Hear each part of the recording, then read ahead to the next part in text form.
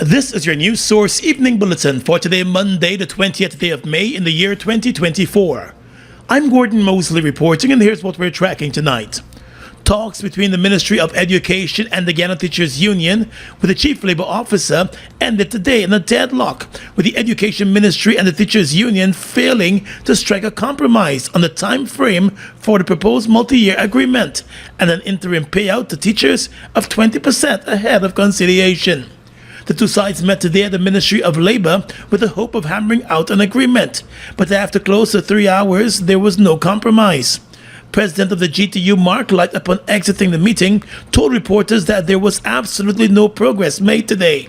He said while the union was prepared to compromise on the time frame for the proposed 2019 to 2023 multi-year agreement submitted 4 years ago, it is not prepared to compromise on its demand for an interim across-the-board payment of 20% to all teachers. Now, given our experience in the recent past, we can't compromise on that. What is the situation? Go ahead. You said you kind of... The interim payment is critical to bringing the situation to normalcy. Would this then be like a 20% increase, or it's a one-off? No, Help us understand. what it is an interim in lieu of the negotiation. So it's like an advance. Whenever the negotiations are completed, then that advance is then taken into consideration. So let's say we got a 20% and the negotiations prove to be 40%, then the government will only pay the additional 20%. So that gives a safety net that they're going to be serious about the process. We have seen, the process not being genuinely pursued, and that's what we're guarding against. Last week, Education Minister Priya Manak Chan told a press conference that the union is being unreasonable with its demand, contending that the issuance of an interim payment ahead of negotiation would set a bad precedent, not only for trade relations in Guyana, but across the region. But the GTU president rejected that contention, and he said with no date set for another meeting, the union would now await communication from the Education Ministry. But in the interim, the strike continues. He said teachers responded positively to the call for continued industrial action over the need for the government to engage in collective bargaining. If you look at the stats, a lot of teachers, and we're not having a lot of days of protest, but a lot of teachers are not at work, students are not at work. So the strike has been really impacting the system to the extent that the ministry has done a different way of assessing rather than a summative exam, a final exam. They have gone to continuous assessment, which gives an indication that all is not well in the system. So the strike will continue? The strike continues. In a statement today, the GTU said the current negotiation deadlock is being seen as one of the most significant challenges in recent years. Given that the 2018 strike lasted just 9 days, the current strike action has been ongoing for over 40 days in total. The GTU reminded that the 2019-2023 multi-year proposal was submitted to the government almost 4 years ago, with no real progress made with respect to negotiations. The union said it remains open to adjusting the years within the period, given the impact of the COVID-19 pandemic on economies across the globe. And despite its willingness to compromise, the Education Ministry has shown no sign of shifting from its position that it will only negotiate a new agreement covering 2024 and beyond. More news coming up in just a moment.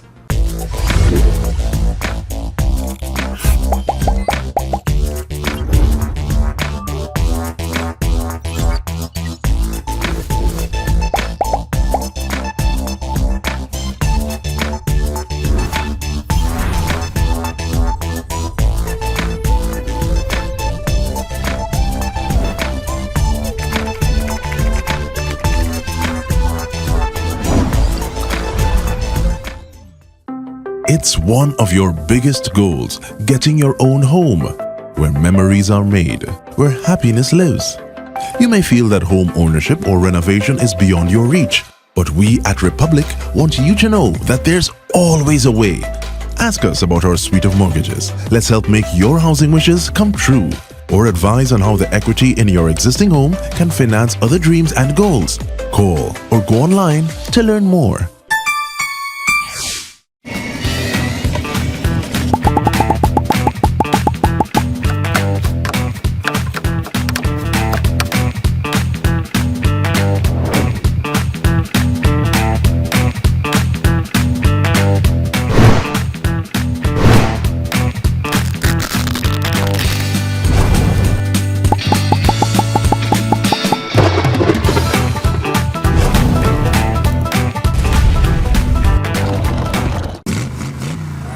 your excitement and win the chance of a lifetime with Lucozade Energize Your Drive promotion. Enter to win a fully loaded Toyota CHR or a ton of cash. $500,000 and $250,000 respectively. Just purchase 2 or more Lucozade 360 milliliter at participating outlets. Write your contact details on the back of the receipt and place them in the marked boxes nationwide. It's that simple. And you're on your way to energize your drive with Lucozade. This promotion runs April 12th to June 7th, 2024. Terms and conditions apply.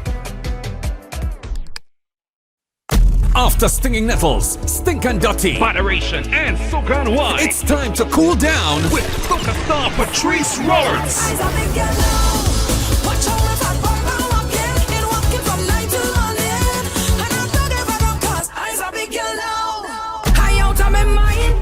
Looseness in my waist, not to answer my shame. Till I hold on me, till I hold on me.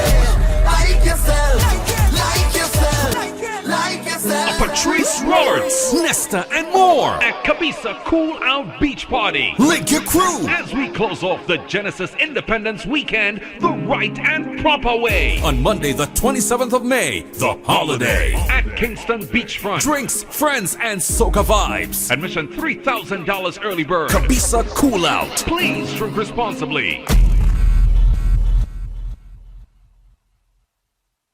Guyanese are set to benefit from improved healthcare services countrywide. You will have access to specialized world-class hospitals, well-trained nurses, doctors, and other health professionals. The sum of $129.8 billion earmarked in Budget 2024 to create a resilient health sector is a mammoth increase from the $90.2 billion budgeted in 2023. Revenues earned from oil production support the fostering of a healthy nation through budgetary support for national development.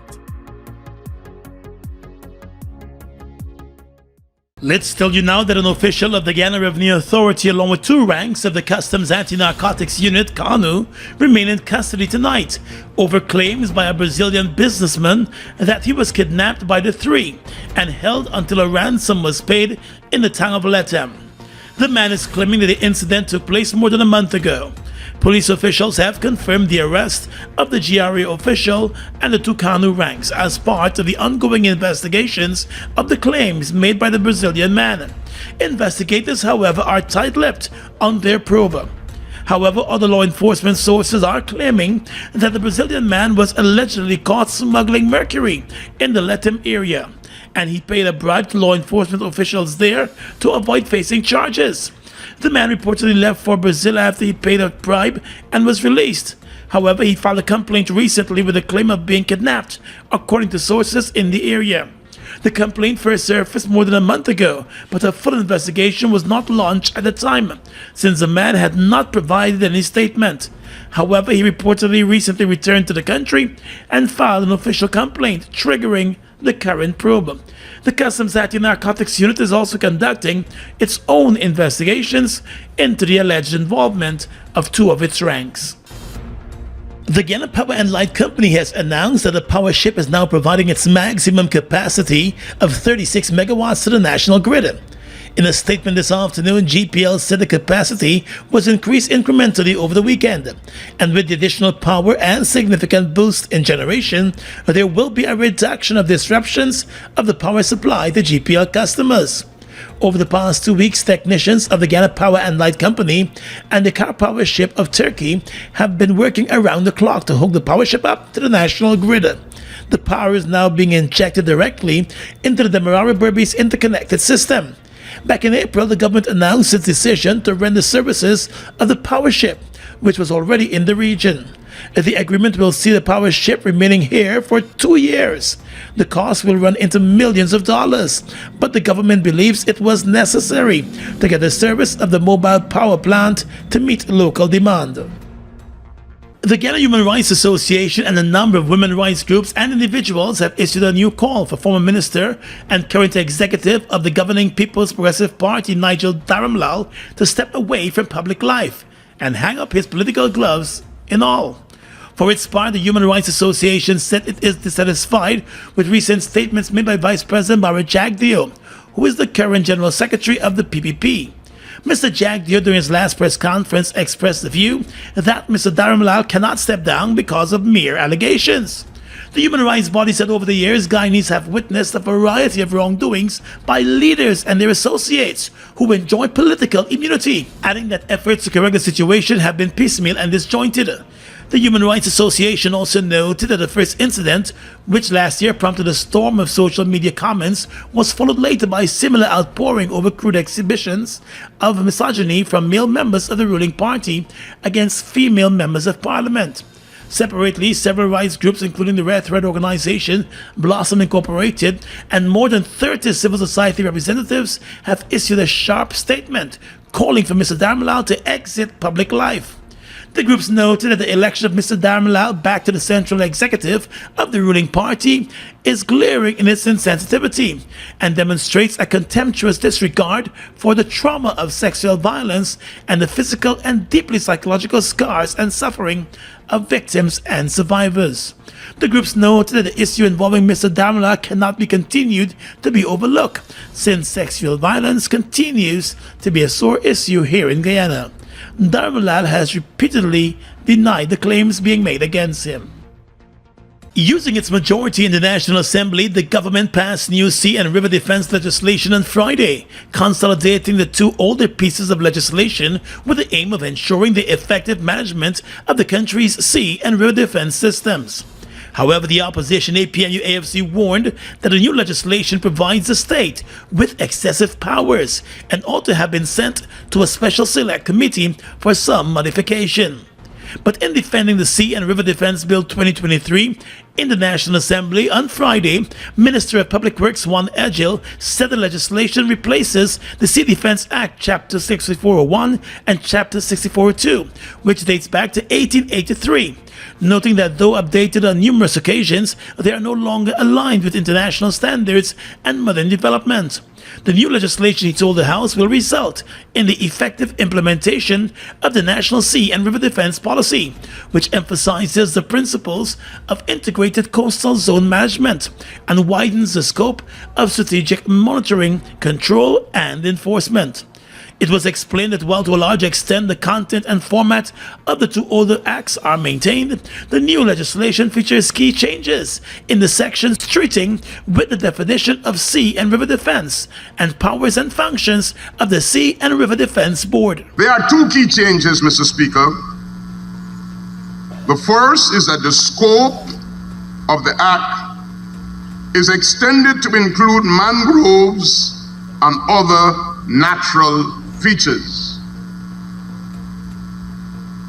The other is the previous definition of sea defense is removed and it is to be replaced by a demarcated area or zone.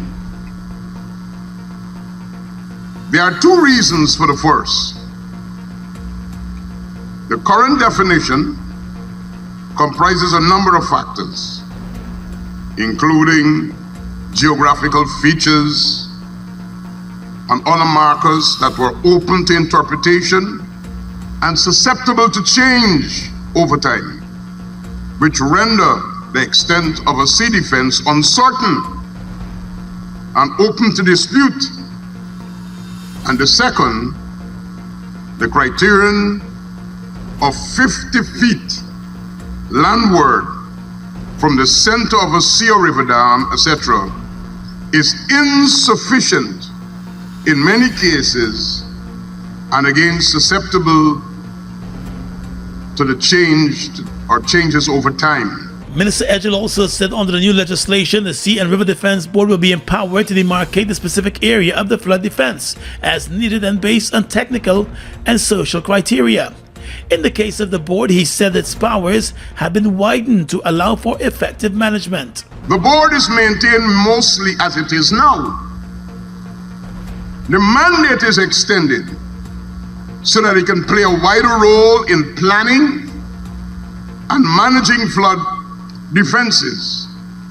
And it also has responsibility for new areas in the bill, which will include developing flood protection plans, overseeing enforcement, determining administrative penalties, etc.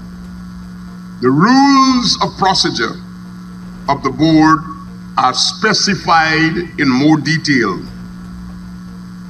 and stronger reporting duties are provided. And Minister within the Ministry of Public Works, Deodat Indar, said the bill comes at a time when persons continue to illegally occupy the sea and river defense. People are going just like that in sea defense. You gotta go stop them. You gotta go enforce. You gotta take police. You gotta always on, and we are on the ball with it. But there is issue of persons trying to take over sea defenses without permission. So you must have good, strong legislators to handle those things. Opposition Member of Parliament Amanza Walton Desir said while the APNU AFC supports the modernization of the legislation, it strongly believes that the bill should have been sent to a special select committee.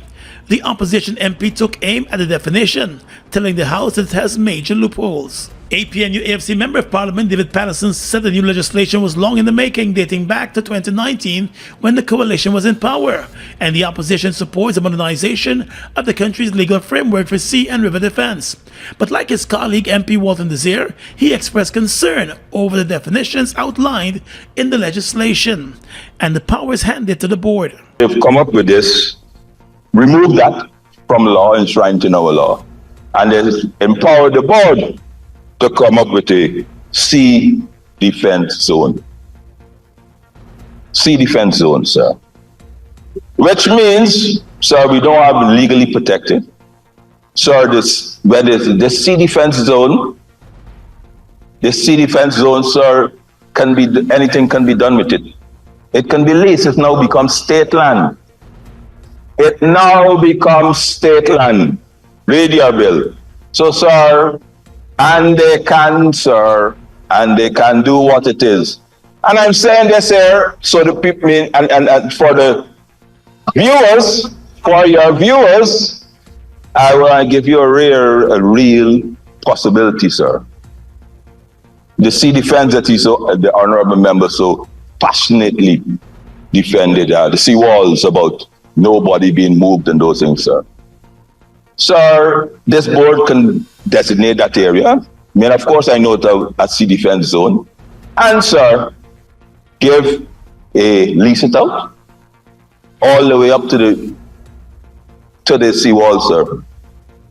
All the way out, sir, because they know that this is now the sea defense zone and it is under the control, sir. There's no thing, it's under the control of the Sea Defense Board. Yes, sir. On top of that, sir, we can be denied access. Now considered a state property, MP Patterson said government can use it as it sees fit. He too urged that the bill be sent to a select committee, but the government moved ahead with the passage of the amendments. 2 day and night facilities will be constructed in Regions 2 and 4 to provide a safe space for the children of working parents. Monies will also be spent to rehabilitate and improve the facilities at the Sapphire Care Center and Mahaika Children's Home. This $287 million investment is part of the 2024 national budget, which is supported by revenues earned from oil production.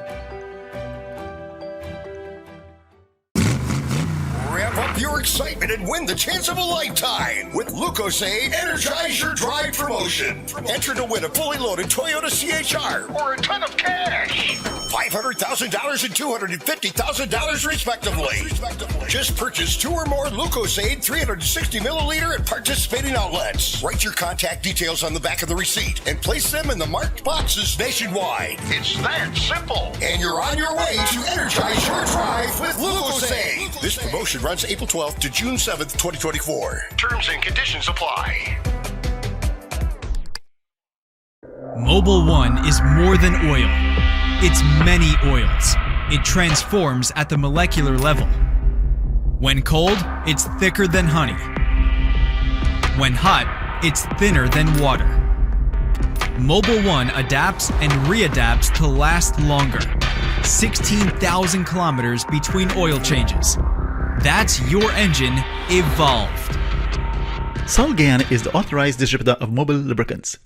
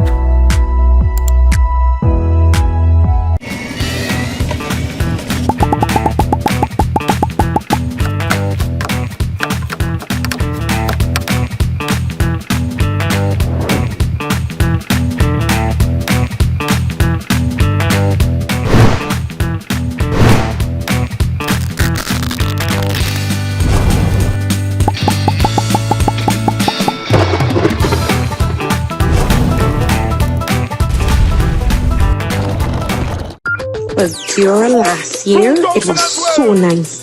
Me and them girls had real fun. It's the best party I ever went to. As a big one. Back by Popular Demand, Team Extra presents The Bad Birthday.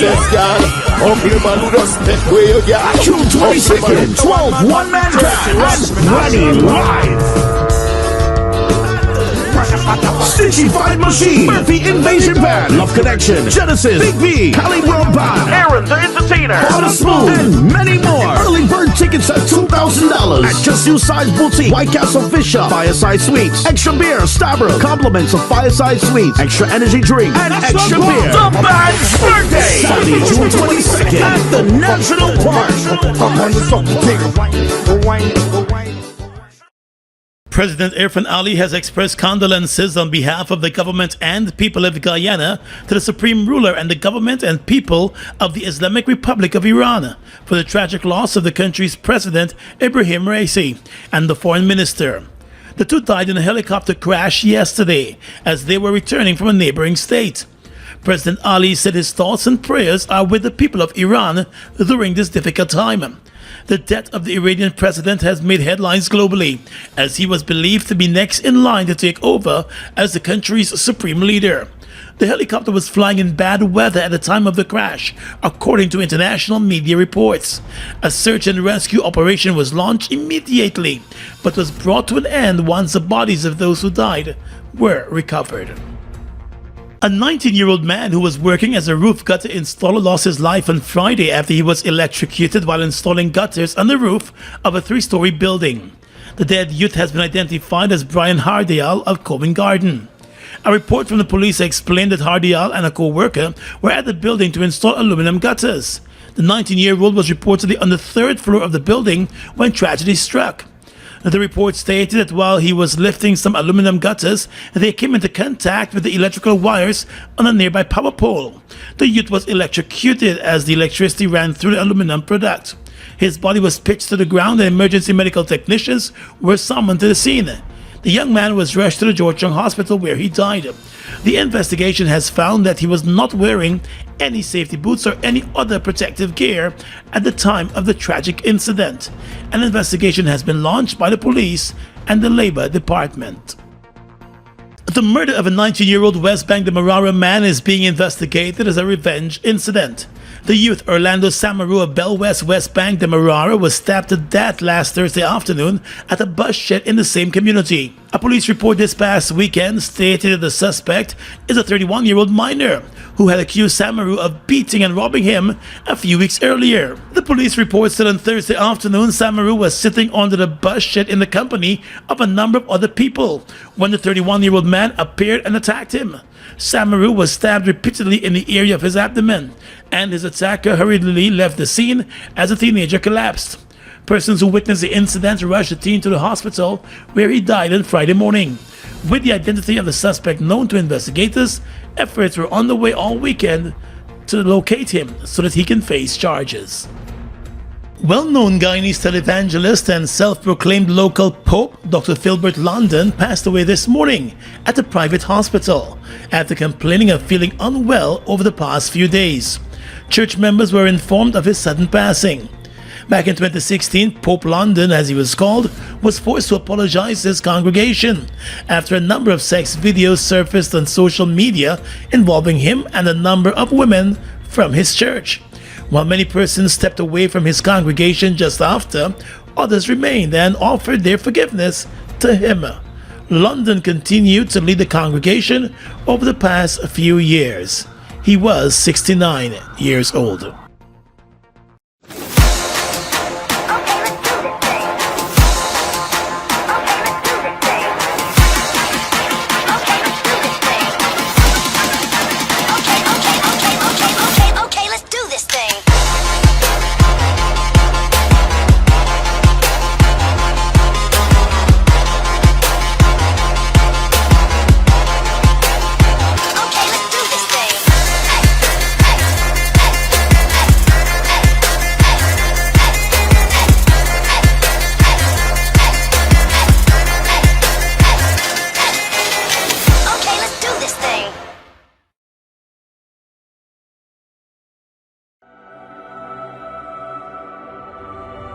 Look at the breathtaking beauty of the Essequibo.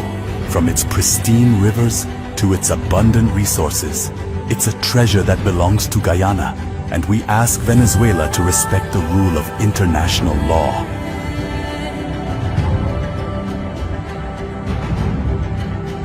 Our commitment to this land is not just about ownership. It's about preserving its beauty and resources for our people and future generations. The controversy between Guyana and Venezuela was settled internationally as full, perfect, and final in 1899. Essequibo belongs to Guyana.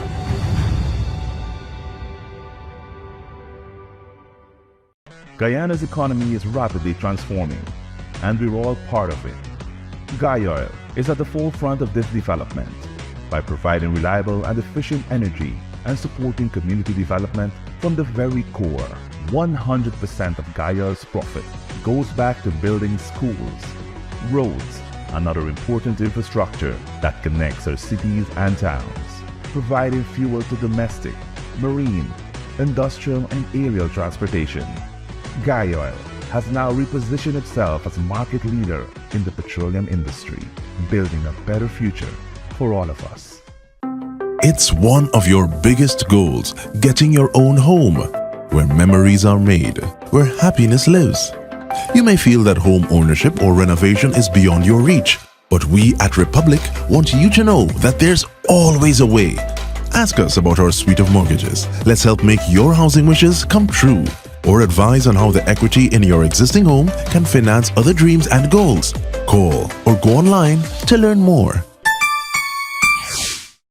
Holiday spending put a dent in your cash. Top up your pockets in the Cash Splash promotion. Win over $5 million, including over $1 million in our weekly draws. Just purchase any Buster, Turbo, Fruita, Cool Kids, or Viva. Look for the 8-digit code starting with 786. Then visit Facebook or IG at Buster Guyana or Turbo_Caribbean for more details. With your regional and international news tonight, I'm Svetlana Marshall. In the region, the Dominican Republic's hugely popular President Luis Abinader vowed unity and impartial leadership on Sunday as he soared to victory in elections with a sufficiently wide margin to clinch a second term without a second-round vote, Reuters said in a report.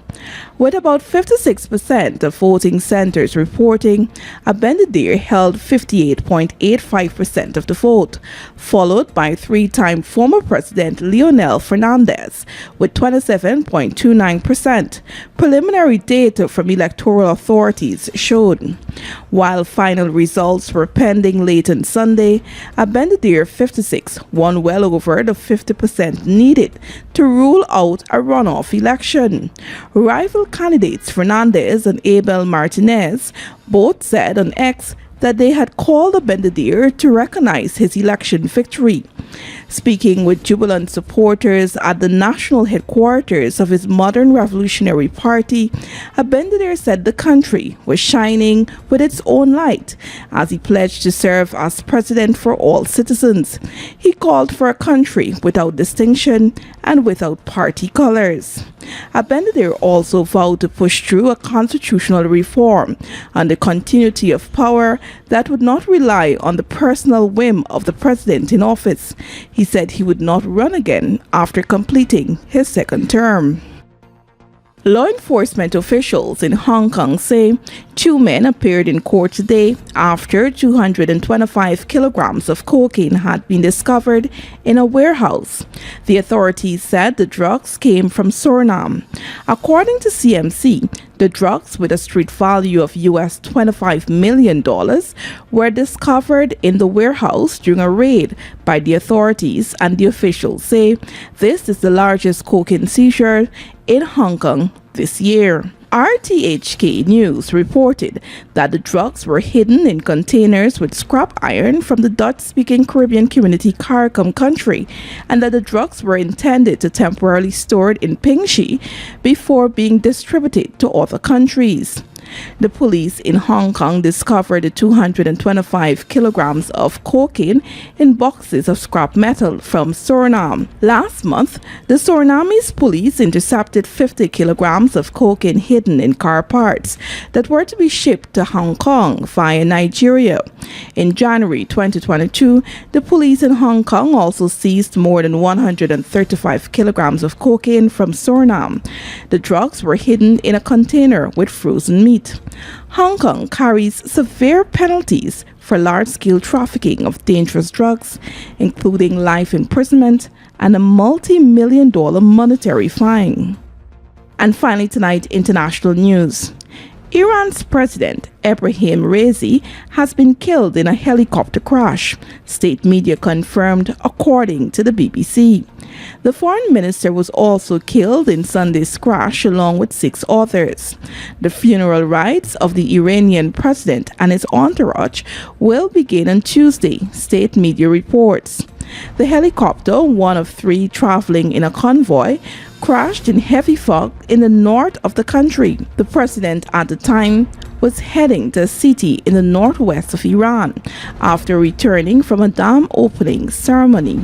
And that's your News Source Evening Bulletin for tonight. I'm Svetlana Marshall reporting and encouraging you to stay safe.